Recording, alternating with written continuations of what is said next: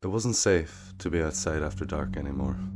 Every day, after the last of the sun's rays dipped under the horizon, they appear, creeping out of the shadows on the ground.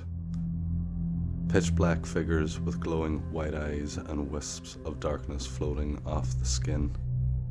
A single touch from one of these living shadows meant instant death.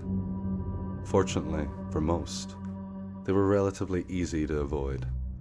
All one had to do was enter a building before sundown and lock all possible entrances. But if you couldn't do that, there was nothing you could do but pray. "Please, just for tonight, I'll do anything," Tony begged the motel clerk. Homelessness had hit him at the worst possible time. He spent the rest of his money staying at this dingy motel just to keep those things away from him. Now he was out of money and the sun was setting fast. "I'm sorry, but if you can't pay, you're going to have to leave." The clerk nonchalantly walked off to his own room and locked the door, leaving Tony alone in the lobby. It wasn't ideal, but at least the lobby was safe, right? Tony looked at the glass door and saw the shadow behind it. The door didn't have a lock. Susan pounded furiously at the door, desperately hoping for someone to let her in. An unfortunate accident on the way home from the divorce lawyer had left her outside the house without a key before sundown.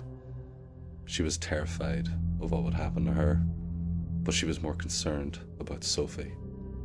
If she was taken by the shadows, Sophie would only have her father left. It would be better for her to have no parents at all. The door opened and Sophie's face peeked from behind it. Susan was relieved, but before she had the chance to enter, Sophie stumbled outside as if she was pushed. Susan looked up to see her husband's face as he closed the door and locked it. Michael anxiously peeked through the crack in the bathroom door at the sea of shadows covering the warehouse floor. The warehouse had no windows, and the alarm was broken, so nobody had noticed that it was nighttime before it was too late. Michael was the only survivor. The rest turned to dried up corpses on the floor. Normally, the shadows would leave once they were finished their attack, but these ones were sticking around. They had managed to take some of the boxes off the shelf and open them, enamored by what was inside. One by one, they took things from the boxes, handing them out to other shadows.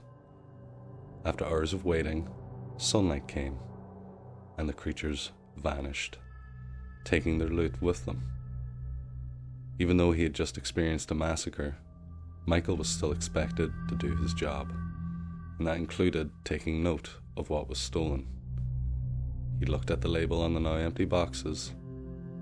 Those creatures had stolen thousands of lock-picking sets.